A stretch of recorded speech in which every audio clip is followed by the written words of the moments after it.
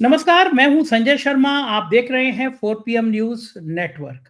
अभय दुबे जी से बहुत शानदार बातचीत हुई है। देश के अलग-अलग मुद्दों पर बातचीत हुई।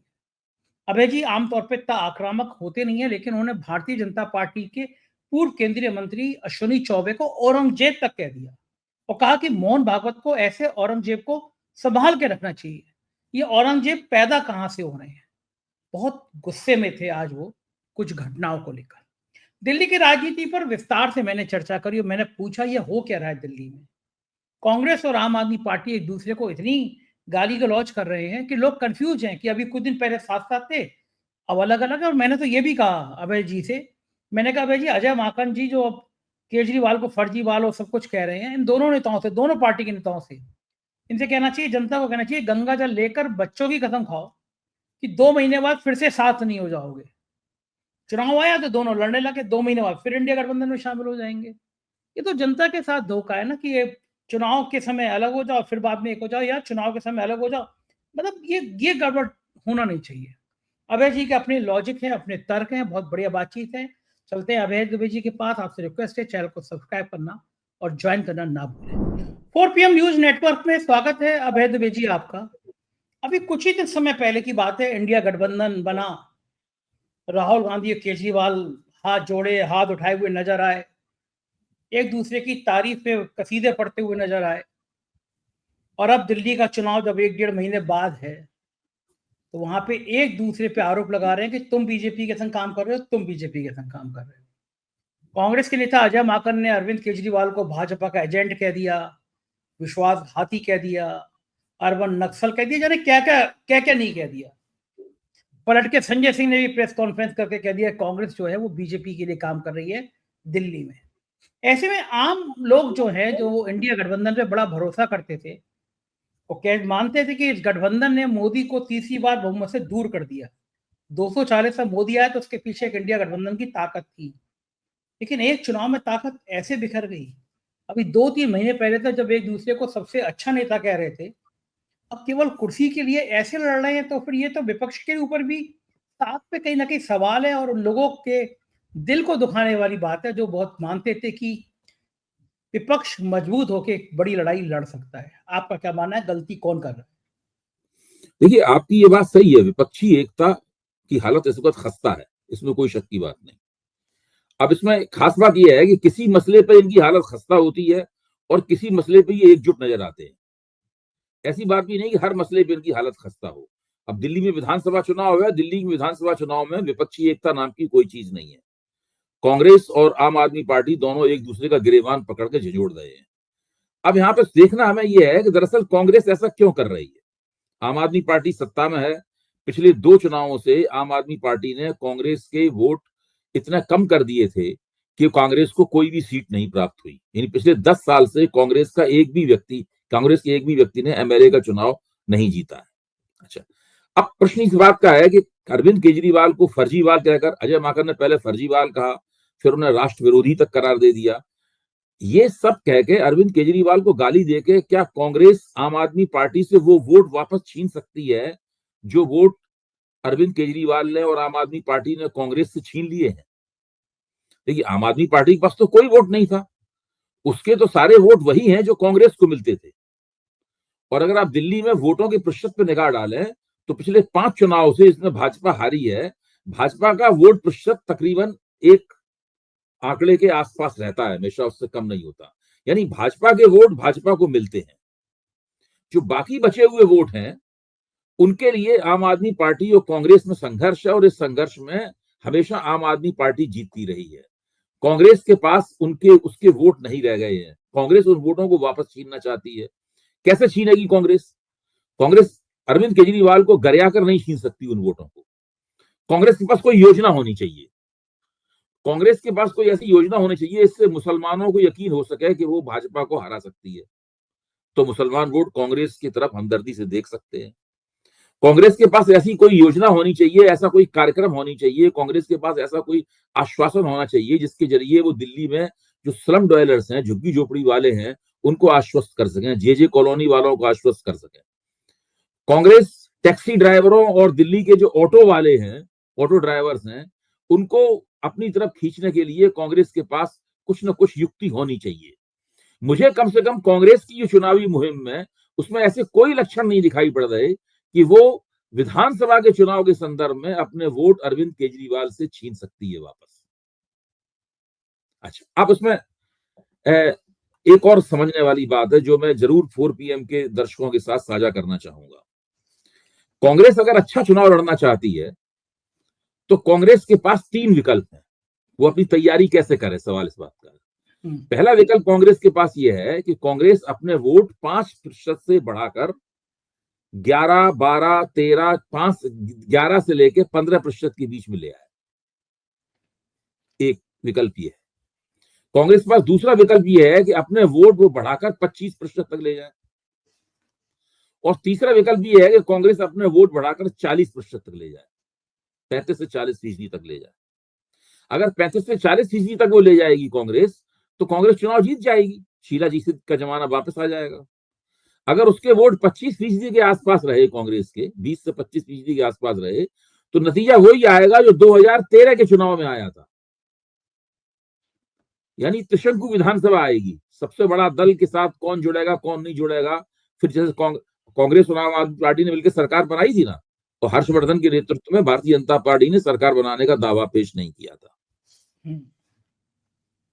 अच्छा, और अगर कांग्रेस अपने वोटों को 15% के आसपास रख पाई, केवल वहीं तक पहुंचा पाई, तो उससे क्या होगा कि कांग्रेस तो जीतेगी नहीं, 2, 3, 4 सीटें जीत जाएगी। या हो सकता उसको जीतने में उसे दिक्कत हो, भारतीय जनता पार्टी जगह जगह चुनाव जीत जाएगी, क्योंकि आम आदमी पार्टी के वोटों का बंटवारा हो जाएगा और आम आदमी पार्टी भी जीतेगी चुनाव, लेकिन भाजपा आम आदमी पार्टी को टक्कर देने की स्थिति में आ जाएगी।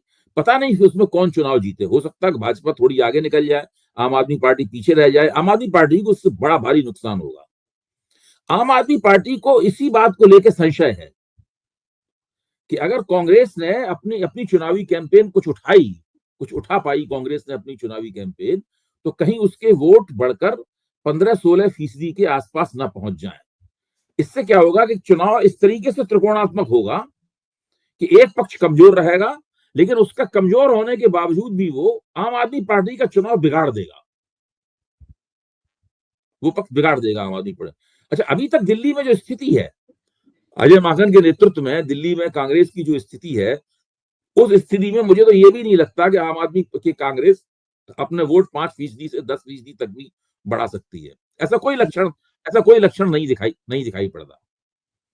तो अभी कांग्रेस को सोचना चाहिए कि आप अरविंद केजरीवाल को बुरा भला कहकर या अशिष्ट भाषा का इस्तेमाल करके, देखिए आम आदमी पार्टी ने इस मसले में कांग्रेस के प्रति किसी अशिष्ट भाषा का इस्तेमाल नहीं किया है। अभी भी उन्होंने नहीं, कभी उन्होंने यही कहा है कि भाई हम अपील करेंगे कि कांग्रेस को गठबंधन से निकाल दिया जाए। कोई अशिष्ट भाषा का इस्तेमाल नहीं किया है। ये राजनीतिक चेतावनी है कि हम जो राष्ट्रीय एकता है उसमें हम आपके खिलाफ, आप हमें गालियां दे रहे हैं, हमें बुरा भला कह रहे हैं, हमारा अपमान कर रहे हैं, तो हम आपके खिलाफ ये अपील करेंगे। अभी तक उन्होंने कोई कांग्रेस के खिलाफ अशिष्ट भाषा का इस्तेमाल नहीं किया, लेकिन वो लगातार गरिया रहे हैं। उनके प्रवक्ता भी मंच पे गरियाते हैं, फर्जीवाली शब्द वो केजरीवाल के लिए इस्तेमाल कर रहे हैं। तो इस प्रकार की और जब उनसे कहा जाता है, दूसरे जो समीक्षक होते हैं वो कहती है अभी तो लोकसभा चुनाव साथ साथ मिलकर लड़ रहे थे, तो वो कहते थे कि हमारी गलती थी, हमने अपनी गलती स्वीकार कर ली। यही पूरा जो आपके माखन साहब है वो यही कर रहे हैं। तो ये एक ऐसी परिस्थिति है जिसमें कांग्रेस को अपनी चुनावी कैंपेन सुधारनी चाहिए, उससे कांग्रेस को लाभ हो सकता है। ये गाली गलौज से कांग्रेस को कोई लाभ नहीं हो सकता। मैं तो मानता हूं कि जनता को यह कहना चाहिए कि अजय माकन जी से कि सार्वजनिक मंच पर आओ, गंगा जल हाथ पे उठाओ और कसम खाओ ईश्वर की, अगर तुम्हारी पार्टी चुनाव के बाद में केजरीवाल से मिली, दोबारा मिली, तो तुम कांग्रेस छोड़ दोगे। चुनाव से 1.5 महीने तक जो नाटक दिखा रहे हैं दिल्ली की जनता को कि एक दूसरे से लड़ने, तो इनको जनता को कहना चाहिए कि कसम खाओ अजय माकन जी, अपने बच्चों की कसम खाओ, गंगा जल उठाओ कि कुछ भी हो जाए, अगर कांग्रेस केजरीवाल से मिली, माकन जी तुम कांग्रेस में नहीं रहोगे। माकन जी कभी कसम अगर देखिए, किसी भी पार्टी को ये अधिकार है कि वो अपनी चुनाव कैंपेन खूब जम के चलाए, और वो राजनीतिक आलोचना करने का भी उन्हें अधिकार है। बड़ी बात है। वो कह सकते हैं कि भाई आम आदमी पार्टी ने अपने जो वायदे किए थे वो पूरे नहीं किए, उसने जो गवर्नेंस देने का वायदा किया था उनका गवर्नेंस देने का वायदा पूरा नहीं है, उसने जो आश्वासन दे रहे हैं वो आश्वासन झूठे हैं। वो कह सकते हैं पिछले ही आपने आश्वासन पूरे नहीं किए तो ये आप पूरे कर पाएंगे। ये सारी की सारी राजनीतिक आलोचनाएं हैं। लेकिन गाली गलौज करने से ये तो सीधे सीधे गाली गलौज है जो वो कर रहे हैं, फर्जीवाल, राष्ट्र विरोधी, ये सब इसका कोई तुक नहीं। इससे कांग्रेस, अच्छा ये करके कांग्रेस को भले ही, कांग्रेस के कुछ नेताओं को भले ही हार्दिक संतोष हो जाए है, लेकिन उनको कोई फायदा, राजनीतिक लाभ नहीं होगा, कोई फायदा नहीं होगा। ये उन्हें भारतीय जनता पार्टी के लिए छोड़ देनी चाहिए सारी बातें, क्योंकि देखिए भारतीय जनता पार्टी जानती है कि पिछले 5 चुनाव से वो नहीं जीती, केवल एक चुनाव में जीतने के करीब पहुंची थी 2013 के, उसमें भी सबसे बड़े दल के रूप में ही सीमित रह गई। उसके बाद तो वो स्थिति नहीं बनी। तो अब ये जो स्थिति है इसमें कांग्रेस को अपने गिरेबान में मुंह डाल के देखना, ये कांग्रेस के आला कमान को चाहिए कि इसमें हस्तक्षेप करे। कांग्रेस के आला कमान को चाहिए कि वो उससे कहे, अजय माकन या दिल्ली के कांग्रेस नेताओं से कहे कि भाई ये सब करने से आपको क्या फायदा होगा। तो ये जो अजय माकन बोल रहे हैं, क्या ये राहुल गांधी नहीं देख रहे होंगे, मल्लिकार्जुन खड़गे नहीं देख रहे होंगे, कैसे देखिए ऐसा है कि कांग्रेस के अंदर कोई ऐसा कोई मजबूत आला कमान तो है नहीं जो सब प्रवक्ता क्या बोल रहे हैं भाजपा की तरह नहीं है। भारतीय जनता पार्टी में तो सब सारे प्रवक्ताओं, भारतीय जनता पार्टी खुद ही तय करती है कि कौन सा प्रवक्ता कहाँ जाएगा बोलने के लिए, उसके बाद किस मसले पे वो क्या लाइन लेगा, वो लाइन भी उनकी बिल्कुल तय होती है। ऐसा कुछ कांग्रेस के अंदर नहीं है। कांग्रेस के अंदर तो फ्री फॉर ऑल है, कोई भी कुछ भी बोलता है, कोई भी कुछ भी कहता है, कोई किसी किस्म का नियंत्रण नहीं है, कोई अनुशासन नहीं है। और कांग्रेस का जो आला कमान है उसको दिल्ली जैसे छोटे स्टेट पे बिल्कुल जो आधा राज्य है उसमें दिमाग खपाने की फुर्सत नहीं है। तो लेकिन बड़ा खराब है ना, भारत की राजधानी है, भली वो आधा राज्य हो, लेकिन संदेश आते हैं, बहुत बड़े वाले संदेश आते हैं, हर जगह चर्चा। लोगों को ये समझना चाहिए कि दिल्ली में 15 वर्ष तक कांग्रेस की हुकूमत रही है मुतवातिर, ठीक बात है। और भारतीय जनता पार्टी को उस जमाने में भी हराते रहे हैं जब अटल बिहारी वाजपेयी की सरकार थी। ऐसी बात नहीं कि उन्होंने केवल मनमोहन सिंह की सरकार के जमाने में हराया हो। अटल बिहारी वाजपेयी की सरकार में भी उन्होंने चुनाव हराया था, उसके बाद मनमोहन सिंह की सरकार के जमाने में 2 बार चुनाव हराया। दूसरे शीला दीक्षित के जमाने की ये लोग दुहाई देते हैं, शीला दीक्षित ने बहुत अच्छा काम किया था। उन्होंने अच्छा काम किया था, न किया था, ये चर्चा का विषय हो सकता है, लेकिन अगर शीला दीक्षित की विरासत से उन्हें मोहब्बत है तो उन्हें ये बताना चाहिए कि उस विरासत को कायम रखने के लिए उन्होंने क्या किया। भाई शीला दीक्षित जैसे ही अरविंद केजरीवाल के मुकाबले नई दिल्ली से अपना चुनाव हारी, वैसे ही इन लोगों ने शीला दीक्षित को पूरी तरीके से पृष्ठभूमि में फेंक दिया। उसके बाद उत्तर प्रदेश के चुनाव में, 2017 के उत्तर प्रदेश के चुनाव में उन्होंने कुछ कोशिश की शीला दीक्षित को पुनर्स्थापित किया जाए। उन्होंने मुख्यमंत्री के चेहरे के तौर पर यूपी में उतारा, लेकिन हफ्ते 10 दिन के अंदर उन्होंने शीला दीक्षित को वापस बुला लिया, उनकी नीति बदल गई, उन्होंने वहां पर अलायंस कर लिया और उसके बाद शीला दीक्षित फिर से पूरी तरीके से पृष्ठभूमि में चली गई। आप सुनते ही हैं कि उन्होंने शीला दीक्षित के बेटे संदीप दीक्षित को अरविंद केजरीवाल के खिलाफ नई दिल्ली निर्वाचन क्षेत्र से टिकट दे दिया है। ये ठीक है, इसमें कोई दिक्कत नहीं है, उन्हें लड़ने दो। अपनी माँ का अगर वो कर सकते हैं तो अपनी माँ का वो बदला लें। लेकिन अरविंद केजरीवाल को देखिए, गाली देने से कभी भी कोई राजनीतिक लाभ नहीं होता है। जब तक आपके पास कार्यकर्ता ना हो, जब तक आपके पास समुदायों में पहुंच ना हो, जब तक आप वोटरों के साथ में कोई संवाद कर रहे हो, सवाल ये है, पूछा ये जाना चाहिए, क्या कांग्रेस दिल्ली के वोटरों के साथ कोई संवाद कर रही है? आप देखिए, जब लोकसभा का चुनाव होता है तो कांग्रेस राष्ट्रीय पार्टी है, आम आदमी पार्टी से तो बहुत बड़ी पार्टी है कांग्रेस। लोकसभा के चुनाव में भी वो दिल्ली के वोटरों से कांग्रेस कोई विशेष संवाद नहीं बना पाती। इन सब बातों की तरफ देखना चाहिए कांग्रेस को। अच्छा, एक खतरा और है कि जब ये बात होगी कि दोनों अलग अलग लड़ेंगे तो अखिलेश यादव पहुंच गए केजरीवाल के यहाँ। अखिलेश यादव ने कहा मैं पूरी तरह से आपके साथ हूँ, ममता बनर्जी पूरी तरह से केजरीवाल के साथ है। तो इंडिया गठबंधन के जो घटक दल हैं, अगर वो केजरीवाल के साथ आ जाएंगे तो कांग्रेस तो फिर एक और परेशानी में आ जाएगी। इंडिया गठबंधन का किरदार क्या है ये समझने की थोड़ी सी जरूरत है हम सब लोगों को। इंडिया गठबंधन मुख्य तौर पर क्षेत्रीय शक्तियों का गठजोड़ है। इंडिया गठबंधन को उसकी सारी ताकत क्षेत्रीय शक्तियों से प्राप्त होती है, और जितनी क्षेत्रीय शक्तियां इंडिया गठबंधन के साथ जुड़ेंगी उतनी ही भारतीय जनता पार्टी के लिए मुश्किल होगी और एनडीए कमजोर होता चला जाएगा। कांग्रेस एक राष्ट्रीय पार्टी है जिसकी एक से अधिक राज्यों में सरकारें हैं और कई राज्यों में सरकार बनाने की कांग्रेस के पास संभावना है। इसलिए कांग्रेस इंडिया गठबंधन का नेतृत्व करती है, लेकिन बिना क्षेत्रीय शक्तियों के इंडिया गठबंधन क्या है? कुछ भी नहीं है। कुछ भी नहीं है। अब ममता बनर्जी ने कितनी जबरदस्त कामयाबी हासिल की, अखिलेश ने उत्तर प्रदेश में कितनी जबरदस्त कामयाबी हासिल की, अखिलेश की वजह से कांग्रेस ने की और कांग्रेस की वजह से कुछ फायदा अखिलेश को भी हुआ। तो ये देखने की बात है। अब तमिलनाडु में स्टालिन ने कितनी जबरदस्त कामयाबी हासिल की। तो क्षेत्रीय शक्तियां इंडिया गठबंधन के लिए बहुत महत्वपूर्ण हैं और कांग्रेस को भी ये ध्यान रखना होगा कि वो क्षेत्रीय शक्तियों को नाराज ना करे और कुछ ऐसा करे जिससे उसका और क्षेत्रीय शक्तियों का तालमेल दुरुस्त हो। अच्छा, ये दोनों बात क्यों नहीं कर पाए? एक समझौता क्यों नहीं बन पाया दोनों के बीच, कांग्रेस और आम आदमी पार्टी के बीच में? नहीं हो सकता था। देखिए ये हम लोगों की उम्मीद गलत है। ये उम्मीद इसलिए गलत है कि जो आम आदमी पार्टी को वोट मिलते हैं वो दरअसल कांग्रेस के वोट हैं। उसमें आम आदमी पार्टी ने कुछ जोड़ा जरूर है, लेकिन मुख्य तौर पर वो कांग्रेस के वोट हैं। और अगर कांग्रेस के साथ उनको तालमेल करेंगे तो आम आदमी पार्टी कांग्रेस के लिए कुछ सीटें छोड़नी पड़ेंगी, तो कांग्रेस अपने वोटों की वापसी शुरू कर देगी। वो आम आदमी पार्टी के लिए कि विधानसभा चुनाव की राजनीति के लिए नुकसानदेह होगा। तो आम आदमी पार्टी कभी उसे मौका नहीं दे सकती। इस तरह पश्चिम बंगाल में ममता बनर्जी कांग्रेस को कोई मौका नहीं देती, कतई नहीं।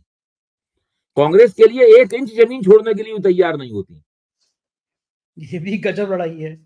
हाँ, आप देखिए ना, साथ में भी हैं और खिलाफ भी हैं। हाँ, अधीर रंजन चौधरी के साथ ममता बनर्जी ने क्या किया वहां पर। हाँ, बिल्कुल। हाँ, तो ये जो क्षेत्रीय शक्तियां हैं वो अगर अपने क्षेत्र के ऊपर भी अपनी इजारेदारी नहीं कायम कर पाएंगी तो राष्ट्रीय राजनीति में क्या खा के भाग लेंगी फिर वो। बिल्कुल, बिल्कुल ठीक बात है। एक बिहार में एक बड़ी दर्दनाक घटना हुई। मैं दर्दनाक इसलिए कहूंगा कि ये गंगा जमनी तहजीब जो है भारत की, जो हमारी साझी विरासत है, उसके माथे पर कलंक है। जानी मानी लोक गायिका हैं देवी जी, वो आई और अटल जी के नाम पर एक शायद एक प्रोग्राम हो रहा था। वो अटल जो जिंदगी भर भली बीजेपी में रहे हो, लेकिन एक विचारधारा ऐसी रहती थी कि हर धर्म के लोगों का सम्मान करते थे। बापू का भजन गा रही थी, ईश्वर अल्लाह तेरे नाम सबको सन्मति दे भगवान। ये भजन पूरी दुनिया में लोग गाते हैं, मोदी जी भी गाते हैं। लेकिन वहां पे लोगों ने नारा लगाना शुरू कर दिया कि कैसे अल्लाह, ईश्वर अल्लाह कहते कह दिया, रोक दिया गया देवी जी को। उसके बाद अश्विनी चौबे पूर्व केंद्रीय मंत्री आते हैं उसी मंच पे, वो खड़ी हुई है देवी जी और कहते हैं जय श्री राम, नारे लगाते हैं पूर्व केंद्रीय मंत्री। प्रियंका गांधी वाड्रा ने एक ट्वीट किया है, मैं पढ़ के सुना देता हूं दर्शकों को। बापू का प्रिय भजन गाने पर भाजपा नेताओं ने लोक गायिका देवी जी को माफी मांगने पर मजबूर किया। रघुपति राघव राजा राम पतित पावन सीता राम, उनसे सुना नहीं गया। दुनिया को दिखाने के लिए बापू को फूल चढ़ाते हैं, लेकिन असल में उनके प्रति कोई आदर नहीं है। दिखावे के लिए बाबा साहब अम्बेडकर का नाम लेते हैं, लेकिन असल में उसका अपमान करते हैं।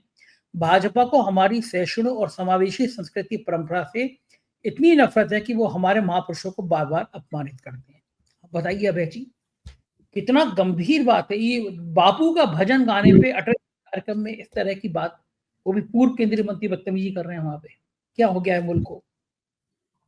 नहीं, मैं तो ये जानना चाहता हूं संजय जी कि आदरणीय मोहन भागवत इस घटना को देख रहे हैं कि नहीं देख रहे हैं।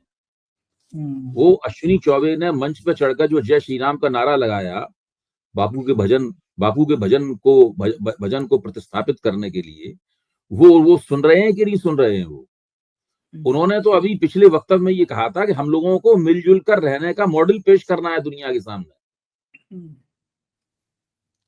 साथ में ये कहा था कि औरंगजेब ने आके गड़बड़ी कर दी, वरना पहले, यही तो अपने भाषण में कहा उन्होंने, गड़बड़ी औरंगजेब ने आके कर दी। उससे पहले समावेशन का, यानी इंक्लूसिव सोसाइटी इंक्लूसिव होती जा रही थी। मुसलमान और हिंदू जो है वो एक दूसरे से मिल रहे थे, जुड़ रहे थे। अभी अश्विनी चौबे क्या आज के जमाने की औरंगजेब हैं? क्या है? मतलब ये लोग जो हैं, इनकी सारी हरकतें औरंगजेबी हरकतें नहीं है। क्योंकि ये जो समावेशी किरदार है, जो कार्यक्रम समावेशी हो रहा था अटल जी के नाम पर, अटल जी के कार्यक्रम में गांधी जी का भजन सुनाया जा रहा था, तो ये एक समावेशी कार्यक्रम हुआ नहीं हुआ? इस समावेशी कार्यक्रम को भंग करके क्या इन लोगों ने अगर औरंगजेब ने ऐसा किया था तो वही हरकत दी है कि नहीं दी है? तो अगर औरंगजेब इतिहास का खलनायक था तो भारतीय जनता पार्टी के गर्भ से इतने औरंगजेब कहां से निकल के आए? भाई इन सब बातों को देखना चाहिए ना। मोहन भागवत दुनिया को उपदेश दे रहे हैं। मोहन भागवत कह रहे हैं कि मंदिर के शिखर पर बैठा हुआ कौवा गरुड़ नहीं बन सकता। यही तो उन्होंने अपने भाषण में डायलॉग भेज दिया कि मंदिर के शिखर पर कौवा अगर बैठ जाए तो वो गरुड़ हो जाएगा। सवाल ये है कि कौवे आए कहां से हैं इतने जो मंदिरों के शिखर पर बैठ गए हैं? ये इन कौओं को जन्म किसने दिया है? इन कौओं को ऊर्जा कहां से प्राप्त हो रही है? इन कौओं की कांव जो घृणा और नफरत से भरी हुई है, ये कहां से आई है? इस बात का जवाब कौन देगा? इसकी सफाई तो भाई मोहन भागवत से बनती है ना। हम सब लोगों को भाई अभी हफ्ता भर भी नहीं हुआ उनको दुनिया भर को उपदेश दे रहे थे। ये ज्यादा महत्वपूर्ण बात है कि ये सवाल सीधे सीधे मोहन भागवत के सामने पेश किया जाए। ये पटना की इस घटना का सवाल मोहन भागवत के सामने पेश किया जाए और संभल में जो हो रहा है वो भी मोहन भागवत के सामने पेश किया जाए। भाई मोहन भागवत चाहे तो एक चुटकी बजाकर वो पटना ऐसी घटनाओं को रोक सकते हैं और संभल में जो उत्तर प्रदेश सरकार के और भाजपा के नेतृत्व में चल रहा है उसके ऊपर रोक लगा सकते हैं। ऐसा तो कुछ कर नहीं रहे वो, ऐसा तो कुछ कर नहीं रहे। और इन सब लोगों, आप देखिए पूरा जो रवैया है अश्विनी चौबे हो चाहे गिरिराज सिंह हो, ये इस रवैये को मैं बजरंग दली रवैया कहूंगा। बजरंग दली नहीं, बजरंग दली रवैया। हाँ, बजरंग दली रवैया कहूंगा। बजरंग दल का निर्माण इसीलिए किया गया था इस प्रकार के उत्पात मचाने के लिए।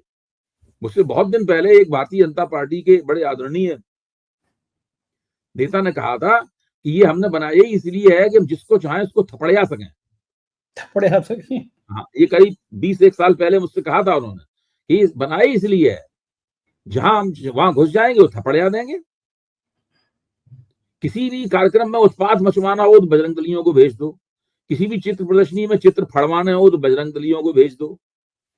कहीं पे कोई सांस्कृतिक कार्यक्रम हो रहा हो अचानक जाके कहने लगेंगे कि हिंदू संस्कृति का अपमान हो रहा है, वहां हंगामा करने लगेंगे, कुछ भी करने लगेंगे। उनका एक ही काम है उनका। और अश्विनी चौबे वगैरह के नेतृत्व में पटना में यही काम हुआ है। सबसे पहले तो मोहन भागवत को चाहिए कि वहां पर जो पटना में राष्ट्रीय स्वयंसेवक संघ के इंचार्ज हैं उनसे जवाब तलब लें और उनसे पूछें कि भाई ये क्यों हुआ, कैसे हुआ। और जब ये हो रहा था तो आपके स्वयंसेवक लोग क्या कर रहे थे? क्या आपके स्वयंसेवक मेरा भाषण नहीं सुनते? ठीक बात है। क्या मेरी बातों के प्रति उनमें आस्था समाप्त हो गई है? ये महत्वपूर्ण प्रश्न है जो आरएसएस के सामने उठाया जाना चाहिए। जो प्रियंका गांधी ने लिखा है बिल्कुल सही लिखा है, मैं उससे सहमत हूं, उसकी तारीफ करता हूं। लेकिन इस मसले को सीधे सीधे हम लोगों को संभल जैसी घटनाओं को और पटना जैसी घटनाओं को मोहन भागवत की तरफ मोड़ना चाहिए। लेकिन अभय जी, मोहन भागवत के सितारे खुद गर्दिश में आ गए हैं। उनके अपने ही संगठन में फूट पड़ गई है। ऑर्गेनाइजर ने फ्रंट पेज में कह रहे हैं आप, मैं कहना ही चाहता था, बिल्कुल ठीक कहा आपने। ऐसा नहीं, मोदी शाह ने संघ पे भी कब्जा कर लिया, भागवत भी गए ठिकाने लग गए। तो देखिए बहुत पहले ये बात कही, बहुत पहले भी नहीं, मैं तो बहुत पहले गलत कह रहा हूँ। ये 4 जून के फैसलों के पहले जब मोदी का डंका चारों तरफ पिट रहा था और ये लगता नहीं था कि मोदी कभी चुनाव हार सकते हैं, तब ये बात कही जाती थी कि अब तो संघ में भी बड़े बड़े पदों के ऊपर मोदी ने ही अपनी मर्जी के लोग बैठा दिए हैं। कुछ लोगों का नाम भी लिया जाता था, नाम नहीं मैं ले सकता हूँ कि ये सब लोग मोदी के लोग हैं, ये सब लोग मोदी के लोग हैं। अब आप ये देखिए, जब मोहन भागवत ये वक्तव्य दे रहे हैं उसके बाद ऑर्गेनाइजर में ये छपता है कि भाई हमें ये पता लगाने का अधिकार है कि ऐतिहासिक स्थिति वास्तव में क्या थी। और ये साभ्यतिक, जैसे कहते नहीं, सभ्यता साभ्यतिक सच्चाई को उजागर करने के लिए, सिविलाइजेशनल ट्रुथ को सामने लाने के लिए ये बहुत जरूरी है। तो एक तरफ ये हो रहा है, दूसरी तरफ अयोध्या के तमाम तथाकथित संत भी मोहन भागवत की आलोचना कर रहे हैं। और उस दिन हम लोगों ने बातचीत की ही थी कि टीवी चैनलों पर भी गेरुआ वस्त्रधारी लोगों को बैठाकर मोहन भागवत की खिंचाई हो रही है।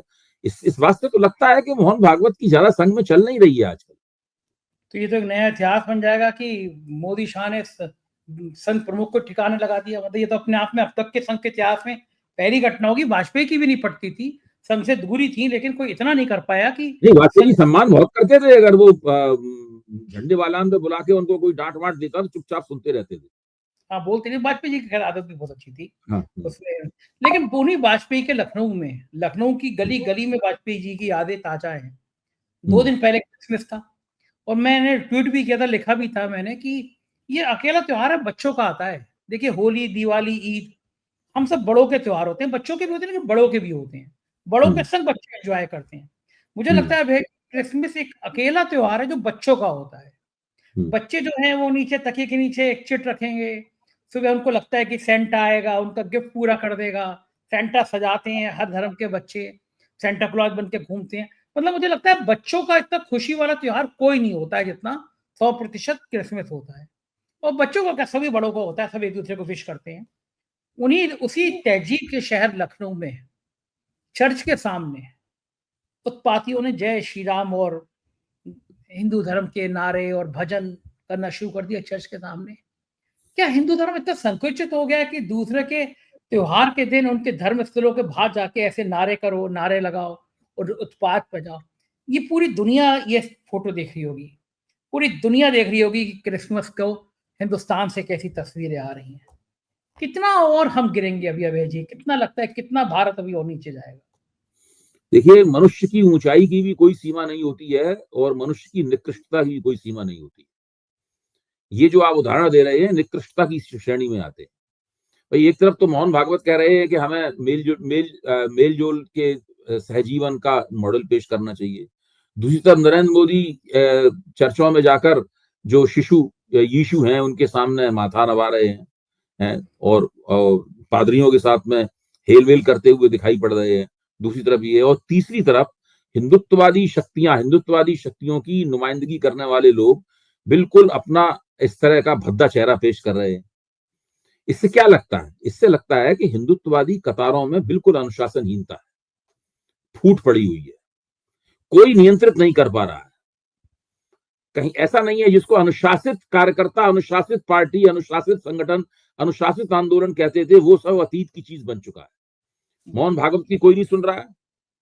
नरेंद्र मोदी भी नरेंद्र मोदी ईसाइयों के साथ में मिलजुल कर कुछ करना चाहते हैं। वो सोचते हैं कि मुसलमानों को ठोकते पीटते रहें और ईसाइयों के जरिए हम मानवता का और भाईचारे और मैत्री का संदेश देते रहें। असल में है क्या, ये क्यों हो रहा है कि सब लोग दो तरफी चाल चल रहे हैं। मोहन भागवत भी दो तरफी चाल चल रहे हैं, नरेंद्र मोदी भी दो तरफी चाल चल रहे हैं। तो ऐसे में ऐसे लोगों को कौन नियंत्रित करेगा? तो अगर आप नियंत्रित करने जाएंगे तो लोग पूछेंगे, अच्छा तो वो क्यों हो रहा है, ये क्यों हो रहा है? इसलिए ऐसे लोगों को अनुशासित नहीं किया सकता। बिल्कुल, बिल्कुल ठीक बात है और ये तस्वीर आती रहेंगी और हम लोग बात करते रहेंगे। बहुत-बहुत शुक्रिया अभय जी, आपने इतना समय दिया। Thank you. ये थे अभय दुबे जी और आप सहमत होंगे कि अभय दुबे जी ने आज बहुत लॉजिक वाली बातचीत की है, बहुत समझदारी वाली बात की और मुझे यकीन है ये वीडियो आपको पसंद आया होगा। अपनी राय से अवगत कराते रहिएगा। शुक्रिया, थैंक यू।